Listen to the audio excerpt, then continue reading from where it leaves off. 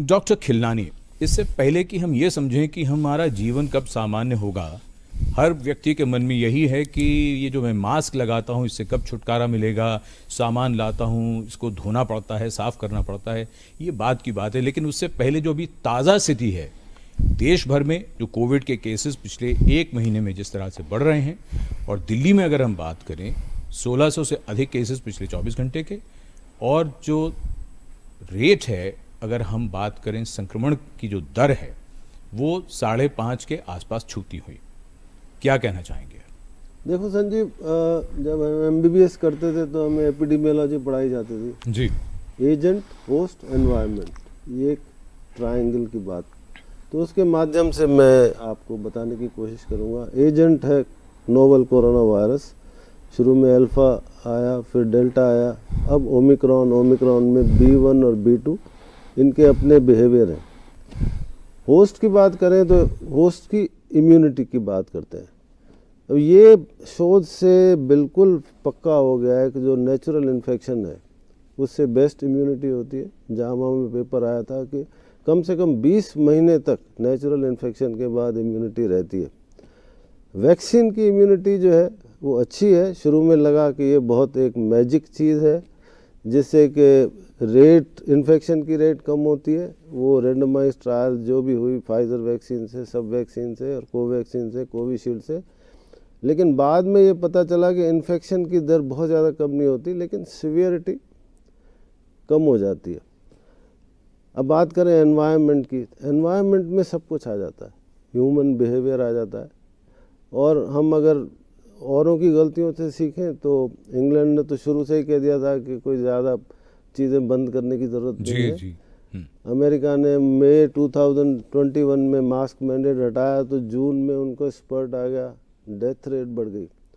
तो अब मैं दिल्ली की बात करूं कि जो इंडिया की जो पॉपुलेशन है, जून जुलाई में सर्वे हुआ कि 76%, 76% लोगों को इम्यूनिटी हो गई थी। आज की बात करें तो सबका मानना है कि 90% से ज़्यादा को इन्फेक्शन हो चुका है। 70% से ज़्यादा के लोगों को कंप्लीट वैक्सीनेशन हो चुका है। यानी का मतलब कि हमारी जो पॉपुलेशन है वो इम्यून है, इम्यूनिटी हमारी बहुत अच्छी है।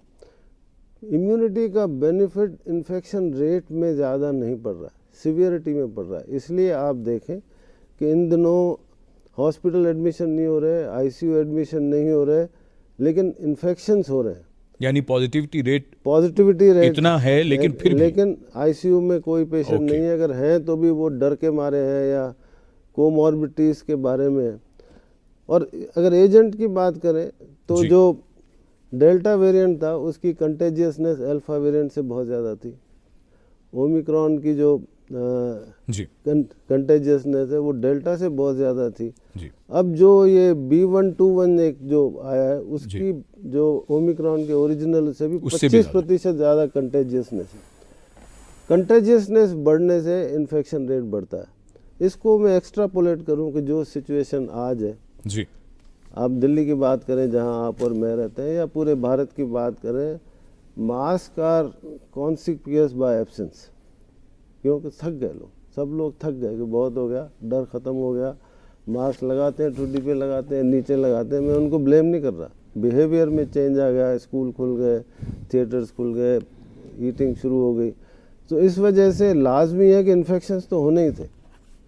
इन्फेक्शन हो रहे हैं लेकिन वो सीवियर नहीं हो रहे, कोई डेथ नहीं हो रही है। हमारे हॉस्पिटल में भी पेशेंट्स एडमिट हुए, 90 साल के थे, या कोई कीमोथेरेपी पे था, कोई किडनी ट्रांसप्लांट का पेशेंट था, लेकिन उनको दूसरा इस वायरस का एक कैरेक्टर है कि वो लंग्स में नहीं जाता, अपर एयरवेज तक ही सीमित रहता है। ये बहुत अच्छी बात है। लेकिन आगे क्या होगा, कितने वेरिएशंस आएंगे, वेरिएंट्स ऑफ कंसर्न आएंगे, कौन सा वायरस कितना घातक होगा आगे कोई नहीं बता सकता, कोई पंडित नहीं बता सकता। तो इसलिए ज़रूरी है, सतर्कता बहुत ज़रूरी है।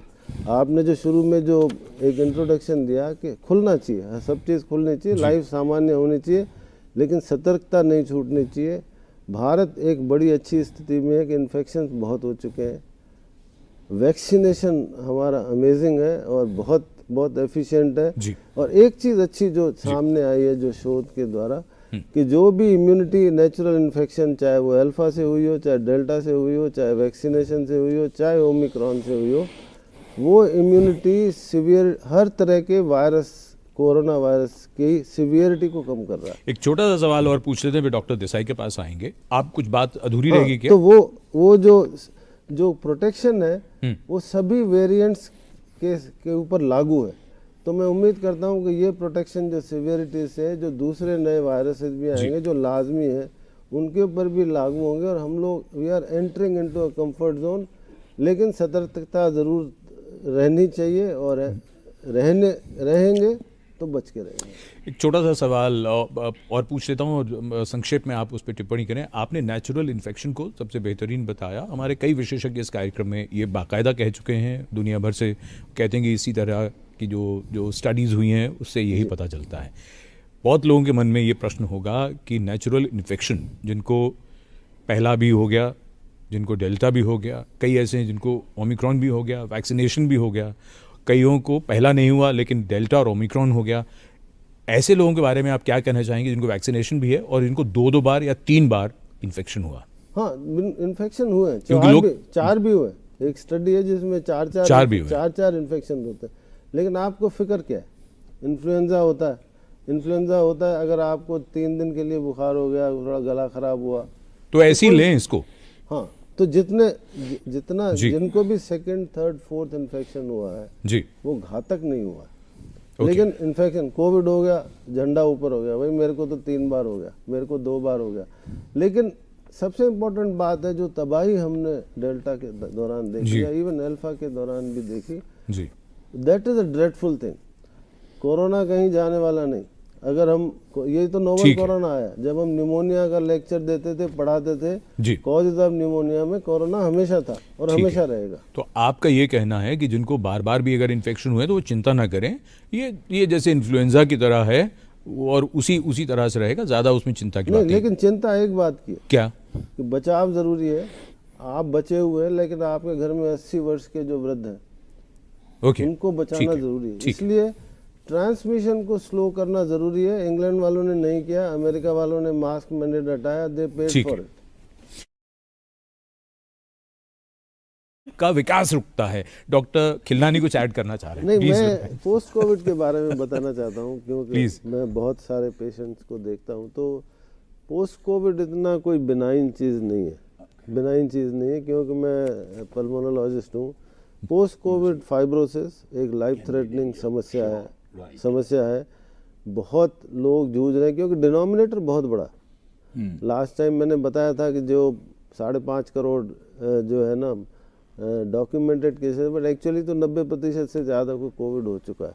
तो उसमें से जिनको लंग फाइब्रोसिस है, बहुत बड़ा तबका है जो ऑक्सीजन पे हैं, बाईपैप पे हैं। कोई पेशेंट हैं जो 6-6 महीने, 3-3 महीने वेंटिलेटर पे और एक्मो पे भी रहे। एक तो ये बात। दूसरी बात है जो थ्रोम्बोटिक एपिसोड्स हैं, जिसमें heart attack, brain attacks, doctor अचल के साहब ने, मेरा बोलना अच्छा नहीं है, लेकिन एक्चुअली जो अभी जो ओमिक्रॉन का जो एपिसोड आया है, जो कि पेशेंट्स आके कहते हैं कि साहब हम ओमिक्रॉन के दौरान तो हम ठीक थे, लेकिन बाद में तो हमारी हालत ख़राब हो गई। उसके बाद गैस्ट्रोइंटेस्टाइनल सिम्टम और थ्रोम्बोटिक एपिसोड, जो क्लॉटिंग जिसको मैं पिछली बार में कह रहा था, वो 4-6 हफ्ते बाद, 8 हफ्ते बाद होते हैं और उनको लंबे टाइम तक एंटीकोएगुलेशन भी देना पड़ता है। तो पोस्ट कोविड साइकोलॉजिकल प्रॉब्लम मैं मानता हूँ, मनोवैज्ञानिक बहुत सारी प्रॉब्लम है, स्लीप डिस्टर्बेंसेस बहुत ज़्यादा होते हैं, लेकिन फिजिकल प्रॉब्लम्स भी है। जिसके दूसरा ये है कि एक क्लिनिशियन के पॉइंट ऑफ व्यू से ये होता है कि हम कोई भी पेशेंट कहे कि अच्छा जी मेरे को तो शाम को बुखार लगता है, अरे नहीं ये तो पोस्ट कोविड है, ऐसे नहीं होता। बाकी बीमारियां भी हैं, ट्यूबरकुलोसिस भी होती है। इसके चलते कुछ मिस नहीं होना चाहिए, पेशेंट के साथ नाइंसाफ़ी नहीं होनी चाहिए। उनके जो सिम्टम्स हैं उनको करेक्ट पर्सपेक्टिव में देखने के लिए ही एक मल्टी डिसिप्लिनरी ओपीडी होना चाहिए पोस्ट कोविड, जिसको उनका पूरा एवेल्युएशन होना चाहिए कि भाई ये कोविड की वजह से या कुछ उसमें मिस ना हो जाए। लोगों को हार्ट अटैक्स हो गए, यंग लोगों को दौड़ते हुए, भागते हुए। तो इसलिए बहुत ज़रूरी है कि उसको उसके पर्सपेक्टिव को समझा जाए, उसकी उस तरह से जांच की जाए। अगर वो कोविड की वजह से तो ठीक है, अगर कोविड के आड़ में बाकी सब मिस नहीं होना चाहिए, ये मेरा कहना है। बहुत महत्वपूर्ण बात है। पहला जो महीना है खास करके कोविड होने के बाद, पहला महीना बहुत ही खतरनाक है। कोविड से रिकवर। डॉक्टर खिलनानी, अब ये बात एक तो महत्वपूर्ण हो जाती है, डॉक्टर अचल जो कह रहे हैं, आपने भी जो बात कही पोस्ट कोविड को लेकर, ये रिकवरी जब हो गई उसके 1 महीने बाद का और ये 2 महीने का जो पीरियड है वो क्यों क्रिटिकल हो जाता है? भाई रिकवरी तो हो गई, अब जो भी अगर थक्का जमना था तब क्यों नहीं जमा, अब क्यों जम रहा है 2-3 महीने बाद? आपने कहा कि कुछ लोगों को बुखार लगता है, कई लोगों को लगता है, हमारी जान पहचान में भी बहुत से लोग हैं जो यही शिकायत करते हैं कि आप विशेषज्ञों से ये प्रश्न ज़रूर आप पूछें कि किसी को हरारत शाम को महसूस होती है, कोविड के दौरान भी होती थी, उसके बाद भी होती है, क्या कहना चाहेंगे आप? देखिए, इसमें ऐसा है कि जो पेशेंट रिकवर हो गया कोविड से और उसके बाद उसको सिम्टम्स होते हैं, उसको सिम्टम्स को मैं थोड़ा बताना चाहूँगा। एक तो इस ओमिक्रॉन के दौरान पेट की गड़बड़ी बहुत ज़्यादा है, किसी का पेट जल्दी फुलनेस हो जाती है, किसी को मोशन बार बार जाना पड़ता है, भूख पूरी नहीं लगती, ये सब ये कोविड के कारण हो रहा है? कोविड को पोस्ट कोविड ये बहुत कॉमन सिम्टम्स हैं, लेकिन धीरे धीरे चले जाते हैं। लेकिन सपोज मैं आपको एक सिमिली देता हूँ कि 4 हफ्ते बाद कोई मेरे पास पेशेंट आया, वो कहता है मुझे बहुत कमज़ोरी हो रही है, मुझे बुखार लगता है, तो मैं उसे पूछूंगा कि बुखार कितना होता है। अगर 99 के या 99.5 के ऊपर कंसिस्टेंटली बुखार है तो मैं उसकी कॉग्निजेंस लेता हूँ। अगर वो कहता है कि मुझे कमज़ोरी लगती है, शाम को मैं थक जाता हूँ, ऑफिस में मुझे लगता है कि मैं थोड़ी देर लेट जाऊँ, मुझे पता है ये कि कोविड के ये नॉर्मल फीचर्स हैं। अगर वो कहता है कि मेरी सांस फूलती है तो मैं उसको पूछता हूँ कि आपकी ऑक्सीजन कितनी है। अगर वो उसकी ऑक्सीजन 96 है, 9 के ऊपर है तो मेरे को चिंता नहीं है, अगर 94 के नीचे है तो मुझे चिंता है। मैं उसको कहता हूँ कि 6 मिनट के लिए आप जल्दी जल्दी चलें, अगर उसकी ऑक्सीजन 3% से ज़्यादा गिरती है तो मुझे उसकी चिंता होती है। जिसको बुखार रहता है और सिस्टमिक सिम्टम्स होते हैं, उसके मैं 3 टेस्ट कराता हूँ, इसमें ब्लड काउंट, CRP और डी डाइमर। वो अगर बढ़े हुए हैं इसका मतलब कि मोस्ट प्रोबेबली ये कोविड इन्फ्लामेशन उसका कंटिन्यू हो रहा है, उसका मैं उस हिसाब से अप्रोप्रिएट इलाज करता हूँ। लेकिन मैं आपके माध्यम से बताना चाहता हूँ, जैसा कि मैंने कहा कि हम फिजिशियंस को ये नहीं सोचना चाहिए कि हर चीज़ कोविड की वजह से होती है, बाकी बीमारियाँ भी चल रही हैं। और इस समय ये भी बहुत ज़रूरी है कि जो कोविड के दौरान हुआ, कोविड के फर्स्ट वेव सेकेंड वेव के दौरान कि लोगों ने बाकी एलिमेंट्स का इलाज कराना ही छोड़ दिया, हॉस्पिटल आना ही छोड़ दिया, एंजियोग्राफीज कराना ही छोड़ दिया, अपने हार्ट का चेकअप कराना ही छोड़ दिया, फॉलोअप छोड़ दिया बीमारियों का।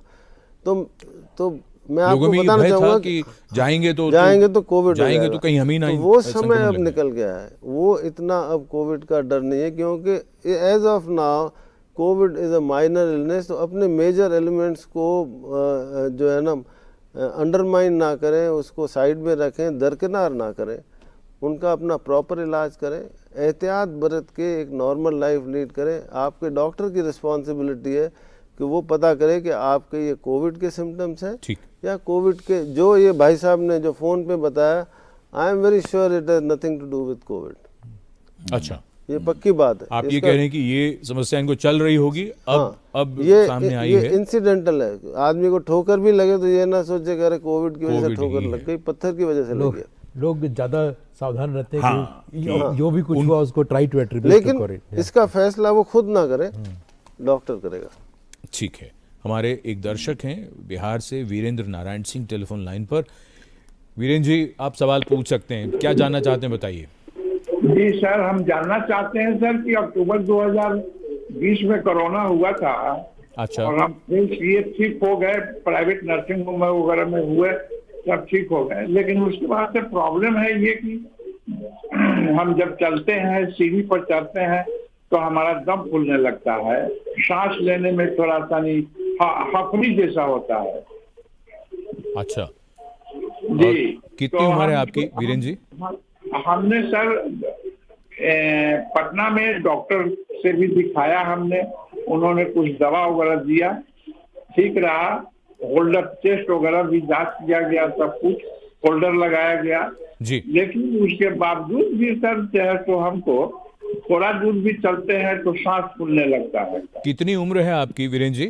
जी, अभी प्रेजेंट हमारा उम्र है 77। अभी हम पब्लिक प्रोसिक्यूटर वैशाली का है। अच्छा, ठीक है। डॉक्टर खिलानी। हाँ, धन्यवाद प्रश्न पूछने के लिए। सांस फूलने के दो कारण होते हैं, फेफड़े से संबंधित और हार्ट से संबंधित। जो फेफड़े उल्टा टेस्ट हो गया उनका, उन्होंने हाँ बताया। हाँ, उनका टेस्ट, हार्ट का टेस्ट हो गया, वो नॉर्मल था। जो ज़्यादातर कोरोना में लंग के संबंधित होते हैं, जो सांस फूलता है, हार्ट से संबंधित भी हो सकते हैं, कार्डियोमायोपैथी भी होती है, लेकिन वो कम होती है। तो जब सांस से जो फूलती है वो कोरोना के बाद जिनको भी निमोनिया हुआ फर्स्ट और सेकंड, उसमें इनको 1.5 साल हो गया। 1.5 साल हो गया। लेकिन वो उसमें ये होता है कि आपका ऑक्सीजन सेचुरेशन कितना है, जैसे कि मैंने बताया, अगर 96 से ज़्यादा है तो उनको 6 मिनट अगर चलते हैं, तेज़ चलेंगे, तो उनका अगर कोरोना की वजह से लंग अफेक्टेड होगा तो डेफिनेटली है कि उनका सेचुरेशन कम होगा। अगर सेचुरेशन कम होता है तो फिर उसमें सीटी स्कैन से ही पता चलता है कि उसमें कोविड का प्रकोप कितना है, फाइब्रोसिस कितना है। लेकिन एक चीज़ होती है, डीकंडीशनिंग होती है सिस्टम की। अगर आप 2 महीने, अगर कोई स्पोर्ट्स पर्सन है वो 6 महीने तक नहीं खेलता है, जिस दिन वो खेलेगा उसकी सांस फूलेगी। सिमिलरली कोरोना के दौरान बहुत लोग जिन्होंने फिजिकल एक्टिविटी अपनी ख़त्म कर दी, जैसे ही उन्होंने चलना दौड़ना शुरू किया उनकी सांस फूलने लगी जी। तो इसलिए अपना टेस्ट कराएं, एक्सरे कराएं, सीटी स्कैन कराएं। अगर वो सब कुछ नॉर्मल है, फिर रोल आता है रिहेबिलिटेशन का, फिजिकल रिहेबिलिटेशन और एक्सरसाइजेस का। अगर आपका हार्ट और लंग नॉर्मल है आपके डॉक्टर के द्वारा, तब आप चिंता मुक्त होकर 1.5 साल हो गया, अपना नॉर्मल एक्टिविटी शुरू करें, आपको कुछ नहीं होगा। हमारे को दर्शक हैं टेलीफोन लाइन पर, लेकिन उससे पहले डॉक्टर खिलानी एक छोटे से प्रश्न का उत्तर दे दीजिए, और वो ये कि बहुत से लोगों के मन में बात आई होगी, आपने कहा कि कोविड की वजह से बहुत सी लोगों की एक्टिविटीज़ कम हुई, लोगों ने पार्क में जाना या एक्सरसाइज करना कम कर दिया, बाहर जाकर नहीं कर रहे थे, घर में थोड़ा बहुत चल लिए। तो अब ये जो जिनको समस्या हुई, जिनको कोविड हुआ और कोविड के बाद इस तरह की समस्या हो रही है कि सीढ़ी चढ़ रहे हैं, सांस फूल रही है, तो बहुत से लोग ये भी सोच रहे होंगे कि भाई 6 महीने हो गए, तो क्या डॉक्टर खिलानी ये बताएंगे उनको कि ये अपने आप भी ठीक होगा या फिर डॉक्टर के पास जाना ही पड़ेगा? कई लोग तो कहते हैं प्राणायाम किया तो हमारी सांस फूला करती थी, अब तो हम ठीक हैं। ये शायद रिलेटेड नहीं है, लेकिन आज ही एक जामा में पेपर आया, journal of American medical association में, जो 2005 से लोगों को फॉलो किया आज तक, जिन लोगों ने के स्टेप 7000 से ज़्यादा थे और 7000 से कम थे, जो जिनके 7000 से कम थे उसमें सिग्निफिकेंटली ऑल कॉज मोर्टेलिटी ज़्यादा थी। That is emphasising the value of walking. ठीक, वैल्यू ऑफ वॉकिंग, ये बहुत इंपॉर्टेंट शो है जो आज ही आया है। तो मेरी आप लोगों से सलाह है कि लोगों ने कोरोना के कॉन्टेक्स्ट में गार्डन में, लॉकडाउन को छोड़ दें, गार्डन जाना छोड़ दिया करे भाई। अब तो जो है ना कोरोना है, बाहर जाना मना है। विशेषज्ञों ने कहा कि न जाइए बाहर, न जाइए। विशेषज्ञों ने कभी नहीं बोला। विशेषज्ञों ने सिर्फ लॉकडाउन पे, जब सरकार ने कहा घर के बाहर जाए, मास्क पहन के जाए। लेट मी फिनिश, चलिए इस पर लेट मी फिनिश। विशेषज्ञों ने कहा कि आप जब भी घर से बाहर निकले, मास्क पहन के निकले, क्लोज डोर में पार्टियां ना करें, इन हाउस डाइनिंग ना करें, गार्डन में वॉक करने के लिए किससे मना? अच्छा, ठीक है, लॉकडाउन को छोड़ दें, उसके अलावा वन शुड वॉक। तो डॉक्टर खिलनानी और हमारे बाकी विशेषज्ञों की सलाह यह है कि ये कार्यक्रम देखने के बाद जरूर वॉक पे जाइए। ज़्यादा टेलीविजन जब देख रहे हैं तो उसमें आप अपनी सेहत का भी ध्यान रखें और वॉक जरूर करें, क्योंकि जैसा कि रिसर्च आई है 7000 स्टेप से ज़्यादा चल रहे हैं। और सुभाष, अभी आज सैटरडे क्या कहेंगे? तो ये कश्मीर आप घूम के आ गए, बहुत अच्छा है, आप कोविड लेके आ गए, तो आपको कोविड का री इन्फेक्शन हुआ है, कोई चिंता की बात नहीं है, कोई आपको एंटीबायोटिक ज़रूरत नहीं है। अपना मॉनिटरिंग करें, ऑक्सीजन पर ध्यान रखें और पैरासीटामोल खाएं, ये समय के साथ ठीक हो जाएगा। इसको वैक्सीन को भी दोष ना दें, ये आपको री इन्फेक्शन हुआ है, जो कि ये संजीव बहुत कॉमनली मैं देख रहा हूँ। अच्छा, इटली से ट्रैवल करके आए, कश्मीर से, ये कश्मीर से आए, कोई गोवा से, तो मैं ये सवाल पूछना चाह रहा था। अच्छा है कि चर्चा में गोवा से तो काफिला कोविड पॉजिटिव होके आया, गोवा बिकेम हब ऑफ। तो जो ट्रैवल है, स्पेशली जो एयर ट्रैवल है, ट्रेन ट्रैवल है, जहाँ भी क्लोज्ड कंपार्टमेंट होगा जी। और ये शोध बहुत फर्स्ट वेव के दौरान ही आ गया कि 2 बसें थी, क्लोज बसेस, यूरोप की बात है, तो वो 2 घंटे का सफर था, एयर कंडीशन बसेस थी, 60 से 70% पॉजिटिव हो गए एक केस से। तो जहाँ भी क्लोज होगा चैम्बर, चाहे वो एयरक्राफ्ट हो, चाहे वो एयर कंडीशन बस हो, चाहे वो रेलवे का चाहे कोच हो, चाहे पार्टी, हाँ रेलवे कंपार्टमेंट भी अगर वो एयर कंडीशनड है तो एयर कंडीशन है तो उसमें ट्रांसमिशन के चांसेस बहुत ज़्यादा होते हैं। लेकिन सवाल ये है कि आप कब तक, आप कितना अंकुश लगाएंगे अपने आप। नहीं, अगला सवाल जो लोगों के मन में आएगा वो इसी बात को, ट्रैवल को लेकर हम जानना चाहते थे, क्योंकि इन दिनों में और लोग ट्रैवल कर रहे हैं, तो फिर करें तो करें क्या, बताइए। नहीं करें तो करें क्या, ये बहुत सवाल है कि life has to go to normal. Threat क्या है? थ्रेट है कि आपको इन्फेक्शन का ट्रांसमिशन मिनिमाइज करना है। थ्रेट टू लाइफ फॉर्चुनेटली इस समय नहीं है कोविड की वजह से। तो इसलिए जब भी ट्रैवल करें एक ध्यान रखें, जब भी आप कहीं भीड़ में हो, जहाँ कहीं क्लोज चैम्बर में हो, आप हवाई जहाज़ में हो, आप ट्रेन में हो, आप बस में हो, उस समय आप मास्क लगाएं तो आपके chances of catching infection and आपके chances of transmitting infection will also be low. After all ये कश्मीर से आए, हो सकता है जिस भी ट्रांसपोर्ट से आए तो ये तो पॉजिटिव थे, तो हो सकता है इन्होंने भी ट्रांसमिट किया हो। तो इसलिए आप, मेरी सलाह ये है कि जब भी आप एक तो आपको अगर पार्टी करनी है ज़रूर करें, अगर आप ओपन में करेंगे तो आप ज़्यादा नुकसान नहीं करेंगे, अगर आप क्लोज उसमें करेंगे तो डेफिनेटली मान के चलो कि अगर एक भी पॉजिटिव हुआ तो वो 15, 20, 30 को कर देगा। तो इसलिए ओपन में पार्टी करें। जब भी कभी ट्रैवल भीड़ में हो तो मास्क लगाएं, उससे आप भी प्रोटेक्ट रहेंगे, दूसरे भी प्रोटेक्टेड रहेंगे। Life has to go on. Doctor Khilnani, आप तो स्लीप मेडिसिन, आप तो इसके भी एक्सपर्ट हैं, तो एक बात जो इस कोविड के दौरान, क्योंकि फिर वो जो हम जीवन सामान्य होने वाली बात की अगर बात करें, कोविड के दौरान दो चीज़ें हुई। जिनको कोविड हुआ उसमें से बहुत से लोग ये भी शिकायत करते हैं कि उनकी अब जो नींद है वो उतनी गहरी नहीं होती, या आँख खुलती है तब भी उतना ताज़ा महसूस नहीं करते कि वो सोए। बाकी बहुत से लोग ऐसे हैं, और जिसमें युवा, किशोर, बच्चे भी शामिल हैं, जो रातों को अब देर तक जागते हैं, क्योंकि लोगों के पास करने को कुछ नहीं था, मोबाइल फ़ोन था, तो 2-2 बजे तक जागते हैं, 3-3 बजे तक जागते हैं। उनके लिए आपके पास कुछ नुस्खा? नहीं, देखिए ऐसा है कि स्लीप जो है ना, ये एक ईश्वर की देन है। आप 100 साल पहले की बात करें तो इलेक्ट्रिसिटी नहीं थी, रात को बत्ती बंद हो जाती थी, जो भी लालटेन होगा वो बुझ जाता था। और ये वैज्ञानिक तथ्य है कि हमारी स्लीप एवरेज 1.5 घंटा कम हो गई है मानव जाति की। वो क्यों कम हुई है? बत्तियां बहुत हैं, आवाज़ें बहुत हैं, टेलीविज़न बहुत है, और एक और चीज़ आ गई, स्क्रीन बहुत है।